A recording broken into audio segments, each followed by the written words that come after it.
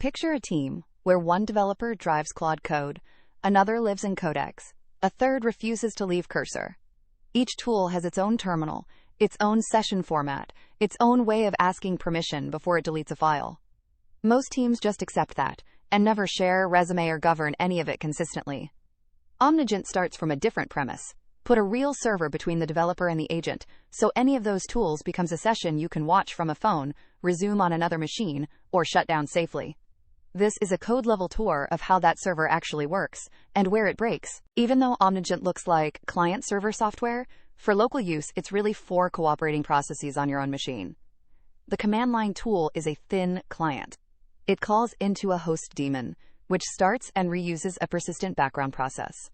That daemon owns the actual fast API server, bound to your local network address by default. The server in turn owns the runner, a sub-process that actually executes a harness. The CLI never talks to a harness directly. Every command goes CLI to daemon to server to runner and back. That indirection is exactly what lets a browser tab or a phone attach to the same session later. A session in Omnigent is a row, not a variable in memory. It's a conversation object with an id, an optional parent conversation for sub-agents, and a runner id that pins it to whichever runner process claimed it. Every single turn is written to a conversation items table before anything else happens. That's a deliberate invariant. Input gets persisted first, then forwarded to the runner. So if the server restarts a second later, nothing the user typed is lost. This is also the entire reason a browser and a terminal can view the same conversation. They're both just reading the same rows. If you go looking for a protobuf file in this codebase, you'll find one, called routing.proto. It's tempting to assume that's the session protocol. It isn't. The actual client protocol, the thing your terminal and your browser both speak, is plain REST plus an event stream.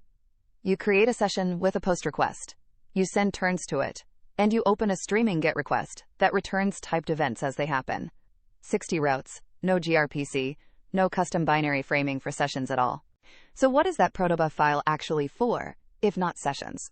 It defines a small set of messages, a route option, a route selector, and a select route request for a completely different job. Choosing which model or which harness should handle a given prompt when more than one is available.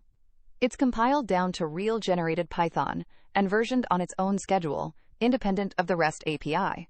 Think of it as a routing decision service sitting beside the session layer, not underneath it. If a request went to the wrong model, this is where to look. If a message never arrived, it never was. The event stream is backed by a very simple in-process broker. It keeps a dictionary of subscriber queues keyed by conversation id, and when something happens, it pushes that event to every connected queue. There is no buffer. If an event fires before a client is subscribed, that event is gone forever, by design. So reconnecting after a drop tab doesn't replay history from the stream. Instead, the client fetches a snapshot separately, then starts tailing live events from that point forward, and deduplicates by item ID. If you've ever seen a client that reconnects but is missing a message or two, this is almost always why. That event stream is for clients. Runners talk to the server over a completely separate channel, an outbound WebSocket tunnel. This matters because a runner might be sitting behind a firewall or NAT with no inbound port open. So instead of the server dialing the runner dials out to the server and keeps that socket open. The server then pushes framed HTTP requests down that same tunnel, and the runner's own adapter unpacks them and frames responses back. When a runner connects, it sends a hello frame declaring its protocol version, and the server checks for a strict version match before trusting it. Once a runner claims a conversation, that pairing is permanent for the life of the session. The conversation record stores that runner's id, and every future turn is routed to that exact runner. There's no automatic failover to a different runner if it disappears. If the runner process dies or its tunnel drops, the next turn doesn't silently redirect somewhere else. It surfaces as a specific error, runner unavailable. That's a deliberate trade-off. Predictable routing over resilience, and it's one of the first things to check when a session looks stuck. Runner pinning explains what happens once a runner and a conversation are already paired. But there's a narrower window before that pairing exists. What if the server itself restarts, while a remote runner is mid-handshake, still trying to connect? For that case, the conversation record also keeps a host id, identifying which managed host the runner is supposed to be running on. That gives the system something to retry against, instead of just giving up, if the connection attempt lands before the server is fully back. It's a small detail, but it's the difference between a remote sandbox session recovering cleanly and one that's simply gone. So how does continue in your browser actually work? When the terminal client wants to hand off, it builds a URL that just embeds the session id and opens it. The browser's single-page app loads that URL and does nothing clever. It opens a connection to that same session's event stream and starts tailing it live. There's no session transfer, no state copied anywhere. Both clients were always just independent viewers of the same server-side conversation. The terminal can keep running at the same time, and both will show the same turns arriving. Zoom into the command line tool itself for a second, because it doesn't always behave the same way. Under the hood, running a chat command branches into one of three modes. Point it at a remote URL, and it talks purely to that server. Nothing local at all. Give it nothing, and it can spin up a completely ephemeral, in-process server just for that one command. But the default, everyday path is neither of those. It talks to the host daemon we saw earlier, which owns the actual runner, while the command line tool itself is just attaching a terminal interface on top. Same commands, three genuinely different wiring underneath, depending on how you launched it. There's one more communication detail worth knowing, because it explains a specific class of bug. When you attach to a live terminal from the browser, that's its own WebSocket connection from your browser to the server. But the server doesn't get a second channel to the runner for it. Since that outbound tunnel we covered earlier is the only path the server has into the runner at all, the browser's terminal traffic gets multiplexed onto that exact same tunnel, wrapped as open, frame, and close submessages.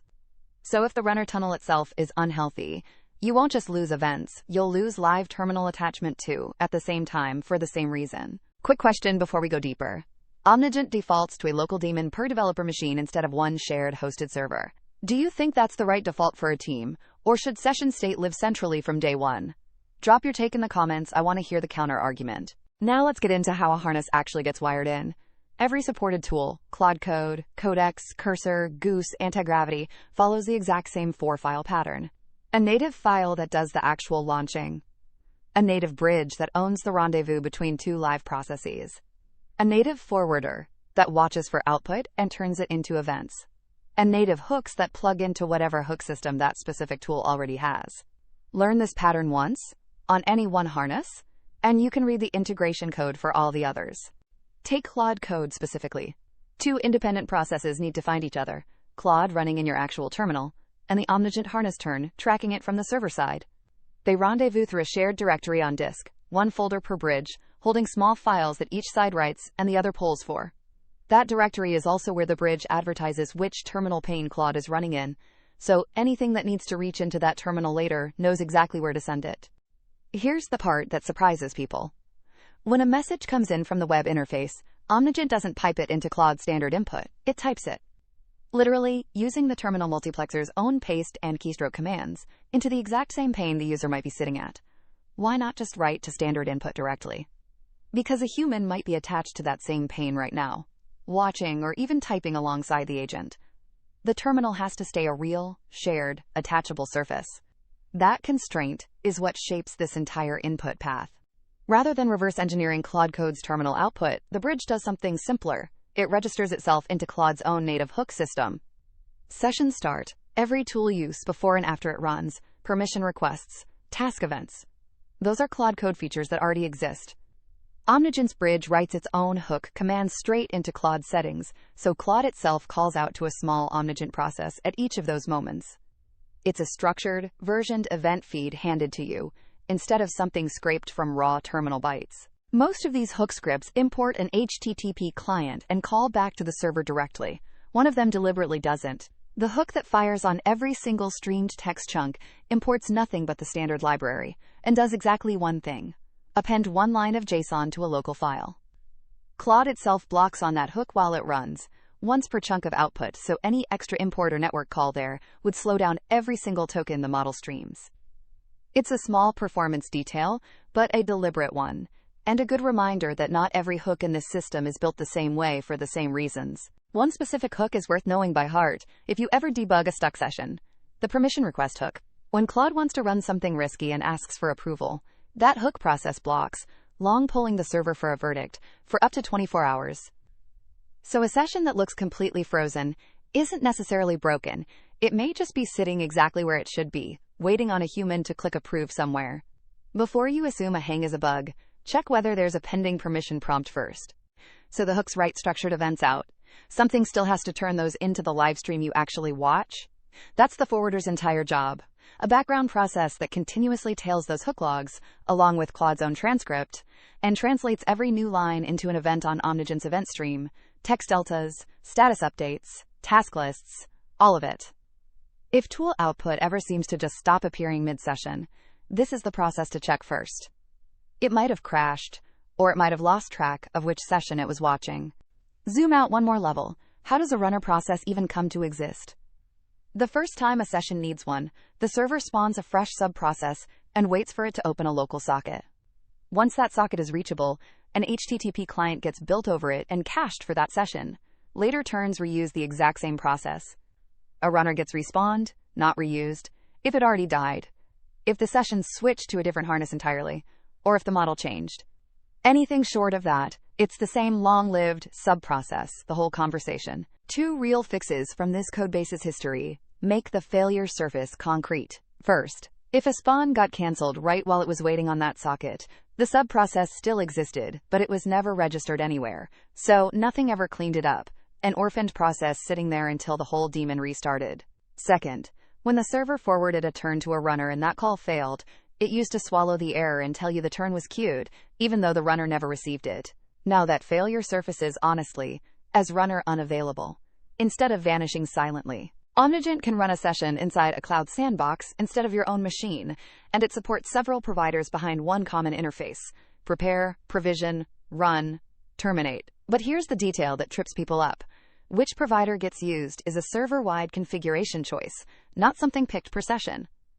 Every managed session on a given server gets the same provider its administrator configured. If you're wondering why your team can't mix and match sandbox providers session by session, that's the answer. It isn't a per-session decision at all. Don't confuse the sandbox provider with Confinement itself. They're 2 separate layers. Picking Modal or Daytona or Kubernetes only decides where the process physically runs. Independently of that choice, there's a second, in-process layer that governs what a tool is actually allowed to touch once it's running, using the operating system's own containment primitives. One implementation on Linux, a different one on macOS, another on Windows. That layer runs the same way whether you're on a cloud sandbox or your own laptop. So a permission error about file access almost never comes from the cloud provider, it comes from this layer underneath it. By default, that confinement layer keeps every file tool locked to the session's own working directory, full stop. A specific fix added a narrow escape hatch. A session can declare extra paths it's allowed to reach beyond that directory.